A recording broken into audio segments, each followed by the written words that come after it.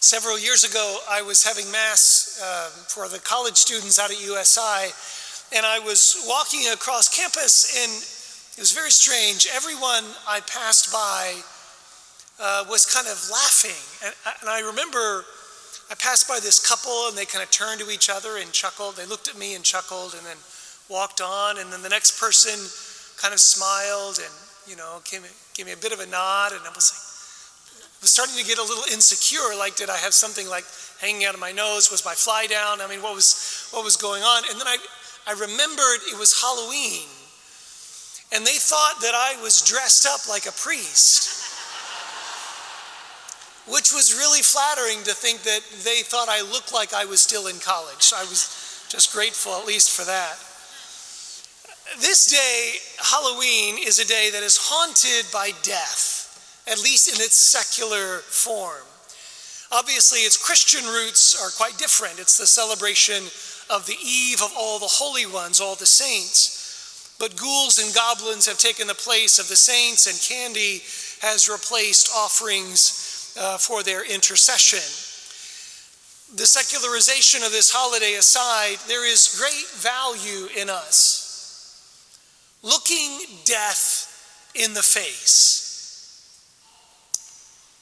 It was a common practice for holy men and women throughout the centuries to have a skull or an hourglass on their desk as a memento mori, as a reminder of death. It sounds a bit morbid for us today, but I think it sounds morbid primarily because we don't like death. In fact, we are a culture that is terrified of death.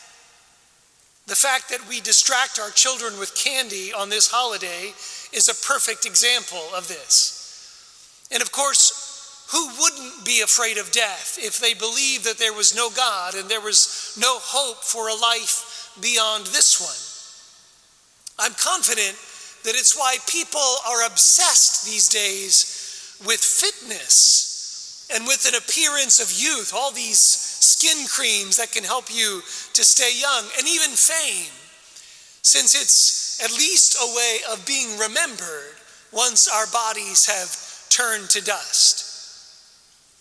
But for us Christians, there's something very important that sets us apart, and something that we have to keep in mind. And that is that death has been defeated. That is, it can't hold us. It has no power over us. It's not the final word.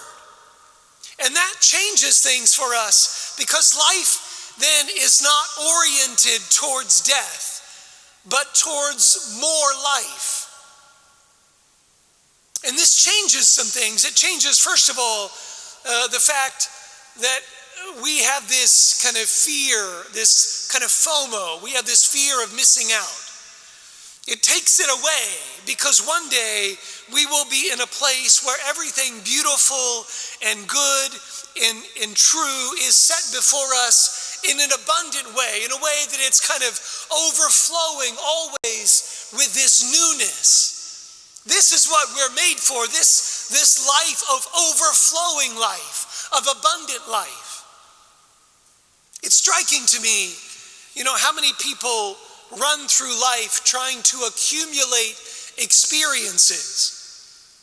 We have this really strange term of a bucket list, of trying to get things off this list before we kick the bucket. And it's strange to me, we go around saying, before I die, I hope I can do this, or I hope I can see this before I die. And it's all oriented around death. It's a very strange way of living. We perceive death as the great destroyer of fun, of joy, of excitement, of all the things that we really, really love, as the end of it all. But this is not the Christian understanding of life. Again, our lives are not oriented towards death, but towards life. The commandments recited by the scribe in our gospel today are given for the sake of life, not for the sake of death. They're to help us to keep our eyes fixed on what is eternal and not get lost in what is passing away. Because the one who follows those commandments, as Jesus says, is not far from the kingdom of God. That is, that we're not far from the true life that comes from being a part of God's kingdom.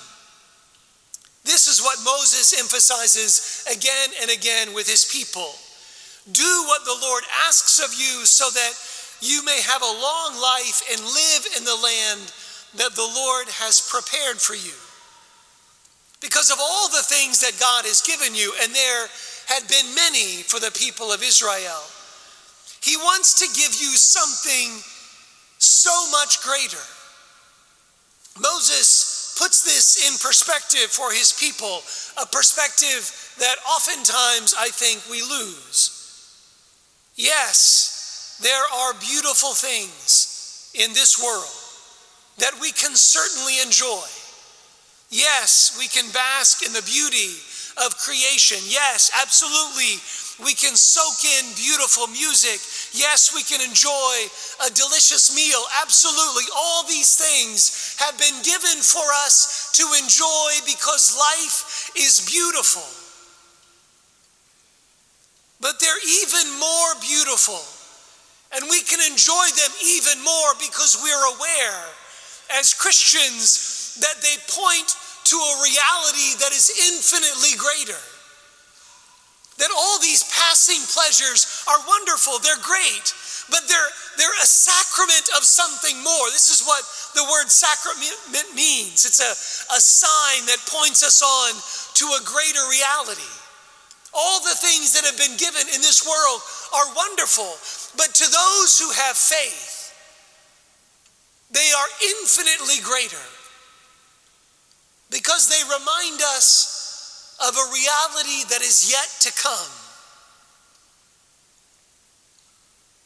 And this is the difference. If we are dominated by death, then we are always disappointed and sad because, great shows always end and beautiful relationships have an expiration date. And so for those who have faith, there's always a sadness inside of everything. A sadness, this kind of Debbie Downer mentality that makes us think, oh, this is great. Oh, but it's going to go away. Wah, wah. There's this sense. How sad is life because it's not going to go on forever. But for those who are dominated by life instead of death, there's something inside life that's an even greater life. Sounds strange to say, but in all of life, there's something inside of it that points us on to something greater. And so, for those of us who have faith, there's this sense of enthusiasm, of excitement, of joy, even in the face of death, because we know that it's not the end. We know that there's something waiting for us on the other side. Something that dominates the sorrows and the sadness of life. And this is why the life of faith is so much more beautiful. Friends, God didn't put us here to be depressed and sad and hopeless. It would be miserable. He put us here because life is beautiful. And because of God, it never ends. And so we're called to do what Moses told his people to do in that first reading. Hear, O Israel, the Lord is our God, the Lord alone. In other words, there's no one else. There's no one else who's going to give you what you desire. There's no one else in this world who wants your heart to explode with joy because of the gifts that you've been given. The Lord your God is Lord alone. Therefore, you shall love the Lord your God with all your heart, with all your soul, with all your strength. Take to heart these words which I enjoin on you today. This is the plea of Moses to his people. Love the Lord with everything. because he's not going to disappoint you. Give everything to the Lord because he wants to give everything to you. This is how we live. By dedicating everything that we have and everything that we are to the God who has poured himself out literally for us. This is how we live. This is how we face death. This is the great joy that is promised to those who believe.